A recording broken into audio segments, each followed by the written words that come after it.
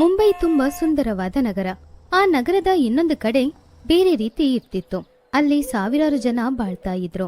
ಅದೇ ಜಾಗದಲ್ಲಿ ಶಾಂತ ಅವಳ ಗಂಡ ಕರ್ಣ ಹಾಗೂ ಇಬ್ರು ಹೆಣ್ಮಕ್ಳ ಜೊತೆ ಬಾಳ್ತಾ ಇದ್ಲು. ಕರ್ಣನಿಗೆ ಗೊತ್ತಿರೋದು ಒಂದೇ ಒಂದು ಕೆಲ್ಸ. ಶಾಂತ ಸಂಪಾದನೆ ಮಾಡಿದ ಹಣನ ತಗೊಂಡು ಹೋಗಿ ಚೆನ್ನಾಗಿ ಕುಡಿದು ಮನೆಯಲ್ಲಿ ಬಂದು ನಿದ್ದೆ ಮಾಡೋದು.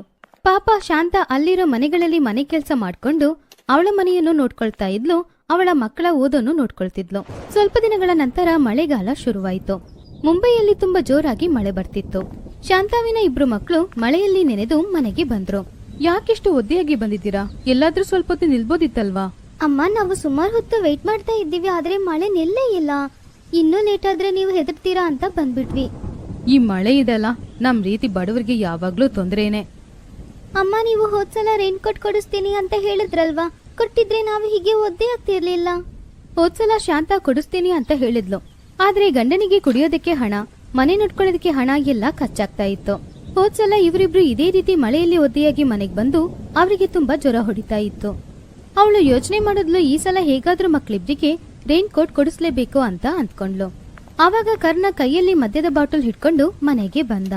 ಶಾಂತ, ಶಾಂತ, ಎಲ್ಲೋಜೆ? ನಿಮ್ ಜೊತೆ ಬಾಳೋದ್ಕಿಂತ ನಾನು ಸತ್ ಹೋಗೋದೇ ಒಳ್ಳೇದು. ಏನ್ ಮಾತಾಡ್ತಿದ್ಯಾ? ನಾನು ಅಪ್ಪ, ನಾನಿಲ್ಲಾಂದ್ರೆ ಮಕ್ಳು ಹೆಂಗಿರ್ತಾರೆ? ನನಗಿದೆ, ಆದ್ರೆ ನಿಮ್ಗೇನೇ ಇಲ್ಲ. ಯಾವಾಗ ನೋಡಿದ್ರು ಕುಡಿಯೋದೆ. ಕರ್ಣನಿಗೆ ಒಂದು ಅಭ್ಯಾಸ ಇತ್ತು. ಅವನನ್ನು ಯಾರು ಬೈದ್ರು ಅವನು ಸುಮ್ನಿರ್ತಾನೆ. ಆದ್ರೆ ಕುಡಿಯೋದ್ರ ಬಗ್ಗೆ ಯಾರಾದ್ರೂ ಏನಾದ್ರೂ ಹೇಳಿದ್ರೆ ಅವನಿಗೆ ಕೋಪ ಬರುತ್ತೆ. ಅವನು ತಕ್ಷಣ ಅವಳನ್ನು ಹೊಡೆದ. ನನ್ನ ಬಗ್ಗೆ ಏನ್ ಅನ್ಕೊಂಡ್ರೆ? ನಾ ಹೇಳ್ದೆ ತಾನೆ, ನನ್ನ ಸಾರಾಯಿ ಬಗ್ಗೆ ಯಾರು ಮಾತಾಡ್ಬಾರ್ದು. ಆ ರೀತಿ ಮಾತಾಡಿದ್ರೆ ಮತ್ತೆ ಸರಿ ಇಲ್ಲ ನೋಡು. ಈ ನಿಮ್ಮ ಅಭ್ಯಾಸ ನಮ್ಮನ್ನು ನಾಶ ಮಾಡ್ತಿದೆ, ನಿಮ್ಗೆ ಅರ್ಥ ಆಗ್ತಾ ಇಲ್ವಾ? ಮುಚ್ಚು ಬಾಯಿ, ಇಲ್ಲಾಂದ್ರೆ ಸರಿ ಇರಲ್ಲ. ಆಮೇಲೆ ನಿನ್ ಹೊಟ್ ಸಾಯಿಸ್ಬಿಡ್ತಿದ್ ನೋಡ್ಕೋ. ಮದುವೆ ಆದ ಶುರುವಲ್ಲಿ ಕರ್ಣ ಚೆನ್ನಾಗಿನೇ ಇದ್ದ. ಆದ್ರೆ ಅವನಿಗೆ ಯಾವಾಗ ಈ ಕುಡಿಯೋ ಅಭ್ಯಾಸ ಬಂತು ಅಂತ ಯಾರಿಗೂ ಗೊತ್ತಿಲ್ಲ. ಈ ಅಭ್ಯಾಸದಿಂದ ಅವನ ಕೆಲ್ಸಾನು ಹೋಯ್ತು. ಆದ್ರೆ ಅದ್ರ ಬಗ್ಗೆ ಅವನು ಚಿಂತೆ ಮಾಡ್ಲಿಲ್ಲ. ಅವನ್ ಕೆಲ್ಸ ಹೋದ್ಮೇಲೆ ಶಾಂತ ಕೆಲ್ಸ ಮಾಡೋಕ್ ಶುರು ಮಾಡಿದ್ಲು. ತಂದೆಯ ಈ ಪ್ರವರ್ತನೆ ನೋಡಿ ಮಕ್ಳಿಬ್ರು ತುಂಬಾ ಚಿಂತೆ ಪಡ್ತಾ ಇದ್ರು. ಹೀಗಿರುವಾಗ ಒಂದಿನ, ಮಳೆ ಜೋರಾಗಿ ಬರ್ತಾನೆ ಇದೆ. ದಿನ ತುಂಬಾ ಮೋಸ ಆಗ್ತಿದೆ. ಮಳೆಗಾಲದಲ್ಲಿ ಮಳೆ ಬರ್ದೆ ಬಿಸಿಲು ಬರುತ್ತಾ? ನಿಮ್ ಹತ್ರ ಹೇಳೋದ್ಕಿಂತ ಸುಮ್ನೆನೆ ಇರ್ಬೋದು. ನಿಂಗಿರಕ್ಕಾಗಿಲ್ಲ ಅಂದ್ರೆ ನಿಮ್ ಮನೆ ಬಿಟ್ಟು ಹೋಗು. ಹಂಗ ಹೋಗೋದಾದ್ರೆ ಕೈಯಲ್ಲಿ ಸ್ವಲ್ಪ ದುಡ್ಡಿದ್ರೆ ಕೊಟ್ಟಾಗ. ಹಣ ಅಂತ ಕೇಳಿದ ತಕ್ಷಣ ಶಾಂತಾಗೆ ತುಂಬಾ ಕೋಪ ಬಂತು. ಇವಾಗ ಹಣ ನಿಮ್ಗೆ ಯಾಕೆ? ನಿಂಗೆ ತಾಜ್ ಮಹಲ್ ಕಟ್ಟಬೇಕು. ತಾಜ್ ಮಹಲ್. ಇಲ್ಲಿ ನೋಡಿ, ನಿಮಗೆ ಕೊಡೋದಕ್ಕೆ ನನ್ನ ಹತ್ರ ಹಣ ಯಾವ್ದು ಇಲ್ಲ. ಸ್ವಲ್ಪ ಹಣನೂ ಇದೆ, ಅದು ಮನೆಗೆ ಸಾಮಗ್ರಿ ತಗೊಳ್ಬೇಕು. ನೋಡಿದ್ರಲ್ವಾ, ಮಳೆ ಬರ್ತಾನೆ ಇದೆ. ಮನೇಲಿ ಊಟ ಮಾಡೋದಕ್ಕೆ ಏನೂ ಇಲ್ಲ. ಇದೇ ರೀತಿ ಇದ್ರೆ ಏನು ಮಾಡಕ್ಕಾಗಲ್ಲ. ಆಮೇಲೆ ಹಣನೂ ಇರೋದಿಲ್ಲ. ಇವಾಗ್ಲೇ ತಗೊಂಡ್ರೇನೆ ನಾವು ತಪ್ಪಿಸ್ಕೊಳಕ್ ಸಾಧ್ಯ. ಶಾಂತ ಹೇಳಿದ ಮಾತನ್ನು ಕೇಳಿ ಕರ್ಣನಿಗೆ ತುಂಬಾ ಕೋಪ ಬಂತು.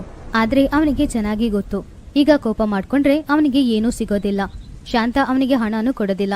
ಆವಾಗ ಅವನು ಅವಳತ್ರ ತುಂಬಾ ಪ್ರೀತಿಯಿಂದ ಮಾತನಾಡ್ದ. ಶಾಂತ, ಇಲ್ಲಿ ನೋಡ್ರಿ, ನಾನು ಕಷ್ಟನೇ ಪಡ್ತಾ ಇದ್ದೀನಿ. ಅದ್ ನಂಗೆ ಗೊತ್ತು. ನೀನಿದೀಯಾ, ನಂಗೆ ಏನ್ ಬೇಕು ಮತ್ತೆ? ಆದ್ರಿಂದ ಯಾವುದೇ ಚಿಂತೆ ಇಲ್ಲ. ಕರ್ಣನ ಈ ಬದಲಾವಣೆಯನ್ನು ನೋಡಿ ಶಾಂತ ಇದ್ದಕ್ಕಿದ್ದಂತೆ ಇವನಿಗೆ ಏನಾಯ್ತು ಅಂತ ಯೋಚನೆ ಮಾಡ್ತಾ ಇದ್ಲು. ನಿಮಗ್ ಗೊತ್ತಾ, ನಮ್ಮ ಮಕ್ಳಿಬ್ರ ಹತ್ರ ರೈನ್ ಕೋಟ್ ಕೂಡ ಇಲ್ಲ. ಯಾವಾಗ್ಲೂ ಅವರು ಮಳೆಯಲ್ಲಿ ಒದ್ದೆಯಾಗಿನೇ ಮನೆಗೆ ಬರ್ತಾ ಇದ್ದಾರೆ. ಶಾಂತ, ಇಲ್ಲಿ ನೋಡು, ನಾ ಹೇಳೋದೆಲ್ಲ ಸತ್ಯನೇ. ನಂಗೆ ಗೊತ್ತು, ನಾವು ಕುಡಿಯೋದ್ರಿಂದ ನಂಗೆ ಎಷ್ಟು ಅಪಾಯ, ನಮ್ಮ ಕುಟುಂಬಕ್ಕೆ ಎಷ್ಟು ಅಪಾಯ ಅಂತ. ಆದ್ರೆ ಈಗ ನಂಗೆಲ್ಲ ಅರ್ಥ ಆಗಿದೆ. ನಾನು ಇನ್ಮಿಂದ ಕುಡಿಯೋದೇ ಇಲ್ಲ. ಆ ಸಾರಾಯಿನ ನಾನು ಮುಟ್ಟೋದೇ ಇಲ್ಲ. ನಿಜವಾಗ್ಲೂ? ನಿನ್ ಮೇಲೆ ಆನೆ. ಕರ್ಣ ಇದೇ ರೀತಿ ಸುಮಾರು ಸಲ ಭಾಷೆ ಕೊಟ್ಟಿದ್ದಾನೆ, ಆದ್ರೆ ಅದನ್ನು ಮಾಡ್ಲೇ ಇಲ್ಲ. ಆದ್ರೂ ಕೂಡ ಇನ್ನೊಂದ್ಸಲ ಅವಕಾಶ ಕೊಡೋಣ ಅಂತ ಅಂದ್ಕೊಂಡು ಅವಳು ಕೆಲ್ಸಕ್ಕೆ ಹೊರಡ್ತಾ ಇದ್ಲು. ಹಾಗೆ ಅವಳು ಕೆಲ್ಸಕ್ಕೆ ಹೋಗುವಾಗ ಕರ್ಣ, ನಿನ್ನ ಹತ್ರ ಸ್ವಲ್ಪ ಹಣ ಇದೆಯಲ್ಲ, ಅದು ನಂಗೆ ಕೊಡು. ನಾನು ರೇಷನ್ ತಗೊಂಡು ಮುನ್ನಿರೇನುಗೆ ನಾನು ರೈನ್ ಕೋಟ್ನ ತಗೋಬರ್ತೀನಿ. ಅದನ್ನು ಕೇಳಿ ಶಾಂತ ಯೋಚನೆ ಮಾಡ್ತಾ ಇದ್ಲು. ನಾನು ಪುನಃ ಇವರ ಹತ್ರ ಹಣ ಕೊಟ್ರೆ ಇವರು ಪುನಃ ಕುಡಿಯೋದಿಲ್ಲ ಅಂತ ಏನ್ ಗ್ಯಾರಂಟಿ? ಹಾಗೆ ಅವಳು ಯೋಚನೆ ಮಾಡೋದನ್ನು ನೋಡಿ ಕರ್ಣ, ಏನಾಯ್ತು ಶಾಂತ, ಏನೋ ಯೋಚನೆ ಮಾಡ್ತಿದ್ಯಾ? ದುಡ್ಡು ಕೊಡ್ಲಿಕ್ಕೆ ಭಯ ಆಗ್ತಾ ಇದೆಯಾ? ನೋಡ್ತೀಯಾ, ನಾನು ಸರಿ ಆಗ್ಬಿಟ್ಟೆ ಅಂತ ಹೇಳಿದ್ರು ಕೂಡ ನೀನು ನಂಬೋದೇ ಇಲ್ಲ. ಸರಿ ಬಿಡು, ದುಡ್ಡು ಕೊಡಬೇಡ. ಶಾಂತ ಪುನಃ ಒಂದ್ಸಲ ಕರ್ಣನ ನಂಬದ್ಲು. ಅವಳತ್ರ ಇದ್ದ ಎಲ್ಲಾ ಹಣನ ಅವನತ್ರ ಕೊಟ್ಬಿಟ್ಟು ಅವಳು ಕೆಲ್ಸಕ್ಕೆ ಹೋದ್ಲು. ರೇಷನ್ ತಗೊಂಡ್ಬರ್ತೀನಿ ಅಂದ ಕೂಡಲೇ ನಂಬಿಟ್ಲು. ಹೊಟ್ಟೆ ಹಸುವಿಂದ ಕೂಡ ನಿದ್ದೆ ಮಾಡ್ಬೋದು, ಆದ್ರೆ ಸಾರ ಇಲ್ದೆ ನೋ ಚಾನ್ಸ್. ಅವತ್ತು ಮಳೆ ಇನ್ನೂ ಕೂಡ ಜಾಸ್ತಿ ಆಯ್ತು. ಮನೇಲಿದ್ದ ಸ್ವಲ್ಪ ಸಾಮಗ್ರಿ ಇಟ್ಕೊಂಡು ಅವಳು ಊಟ ತಯಾರಿ ಮಾಡಿದ್ಲು. ಆಮೇಲೆ ಗಂಡನಿಗೋಸ್ಕರ ಕಾಯ್ತಿದ್ಲು. ಎಂದಿನಂತೆ ಅವಳ ಗಂಡ ಕರ್ಣ ರಾತ್ರಿ 9 ಗಂಟೆಗೆ ಕುಡ್ಕೊಂಡು ಮನೆಗೆ ಬಂದ. ಅವನ ಅವಸ್ಥೆ ನೋಡಿ ಶಾಂತಾಳಿಗೆ ಅರ್ಥ ಆಯ್ತು ಇವತ್ತು ಕೂಡ ಅವನು ಕುಡ್ಕೊಂಡು ಬಂದಿದ್ದಾನೆ ಅಂತ. ಅವಾಗ ಅವಳು ಕೋಪದಿಂದ ಕೇಳಿದ್ಲು, ಸಾಮಾನ್ ಎಲ್ಲಿದೆ? ರೇನ್ಕೋಟ್ ಎಲ್ಲಿದೆ?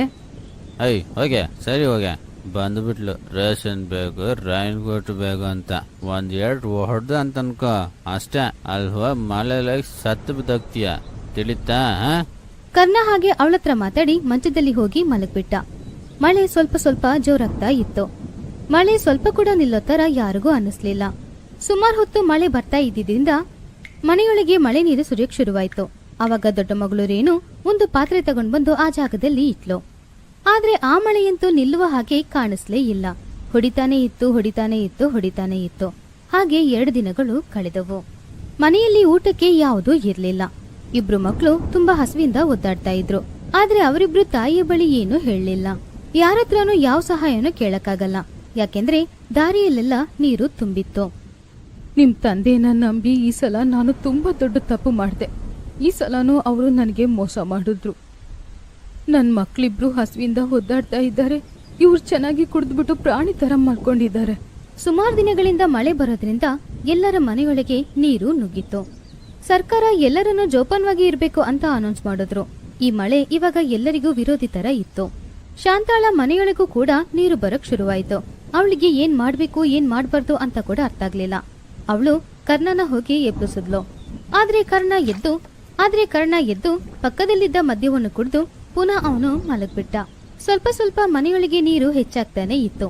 ಅವಾಗ ಅವಳ ಮಕ್ಕಳಿಬ್ರು ತುಂಬಾ ಹೆದರ್ತಾ ಇದ್ರು. ಎಲ್ಲರ ಮನೆಯೊಳಗಿಂದ ಕಾಪಾಡಿ ಅನ್ನುವ ಶಬ್ದ ಕೇಳ್ತಿತ್ತು. ಅಮ್ಮ, ನಾವು ನೀರಲ್ಲಿ ಮುಳುಗೋಗ್ತೀವಾ? ಅಮ್ಮ, ನಾವು ಸತ್ತೋಗ್ತೀವಾ ಅಮ್ಮ? ಮಕ್ಕಳಾಡುವ ಆ ಮಾತನ್ನು ಕೇಳಿ ಶಾಂತಾಳಿಗೆ ಅಳು ಬಂತು. ಆದ್ರೆ ಅವಳು ಯೋಚನೆ ಮಾಡಿದ್ಲು, ಇದು ಅಳುವ ಸಮಯ ಅಲ್ಲ, ಧೈರ್ಯವಾಗಿರ್ಬೇಕಂತ. ಏನೂ ಆಗಲ್ಲಮ್ಮ, ಏನೂ ಆಗಲ್ಲ. ಮಳೆ ಕಡಿಮೆ ಆದ್ರೆ ಎಲ್ಲ ಸರಿ ಹೋಗುತ್ತೆ. ಆದ್ರೆ ಮಳೆ ಹೇಗೆ ನಮ್ಮ ಮಾತು ಕೇಳುತ್ತೆ? ಇನ್ನೂ ತುಂಬಾ ಜೋರಾಗಿ ಮಳೆ ಸುರಿತಾನೆ ಇತ್ತು. ಮನೆಯೊಳಗೆ ನೀರು ಹೆಚ್ಚಾಗ್ತಾ ಇತ್ತು. ಆದ್ರೆ ಅಷ್ಟರೊಳಗೆ ಕರ್ಣ ಎಚ್ಚರವಾಗಿ ನೋಡ್ದ. ಹಾಗೆ ಎಚ್ಚರವಾದಾಗ ಅವನಿಗೆ ಅರ್ಥ ಆಯ್ತು ಅವರೆಲ್ಲರೂ ಇವಾಗ ಅಪಾಯದಲ್ಲಿದ್ದಾರೆ ಅನ್ನೋದು. ಅರೆ, ಏನ್ ನೀರಿಲ್ಲಿಂದ ಬಂತು ಶಾಂತ? 2 ದಿನದಿಂದ ಜೋರಾಗಿ ಮಳೆ ಬರ್ತಾ ಇದೆ. ಇದರ ನಡುವೆ ಮನೆಯೊಳಗೆ ನೀರು ಇನ್ನೂ ಹೆಚ್ಚಾಗ್ತಾ ಇತ್ತು. ತಕ್ಷಣ ಶಾಂತ ಅವಳ 2 ಮಕ್ಕಳನ್ನು ಅವಳ ಸೊಂಟದಲ್ಲಿ ಕೂರಿಸ್ಕೊಂಡ್ಲು.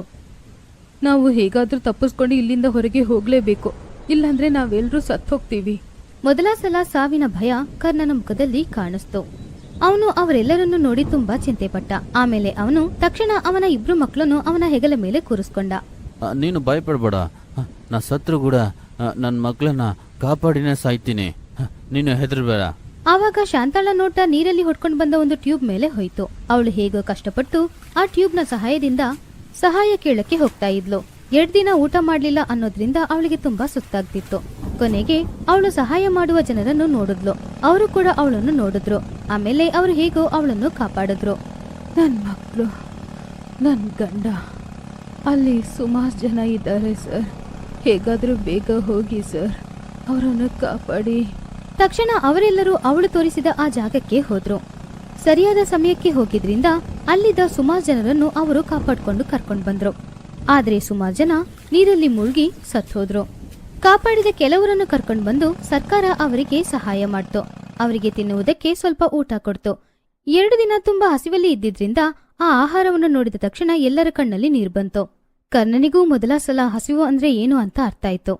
ಈ ಸಲ ಬಂದ ಮಳೆ ಅವನಿಗೆ ಒಂದು ಒಳ್ಳೆ ಪಾಠ ಕಲಿಸ್ಕೊಟ್ಟಿತ್ತು. ಇವಾಗ ಶಾಂತಾಳ ಕುಟುಂಬದಲ್ಲಿ ದುಃಖದ ನಂತರ ಒಂದು ಸಂತೋಷ ಕೂಡ ಬಂತು. ಕರ್ಣ ಅವನ ಕುಡಿಯುವ ಅಭ್ಯಾಸವನ್ನು ಬಿಟ್ಬಿಟ್ಟ. ಇವಾಗ ಶಾಂತಾ ಕರ್ಣ ಇಬ್ರು ಸೇರ್ಕೊಂಡು ಒಂದು ಪಾವ್ ಭಾಜಿ ಗಾಡಿಯನ್ನು ಇಟ್ಕೊಂಡು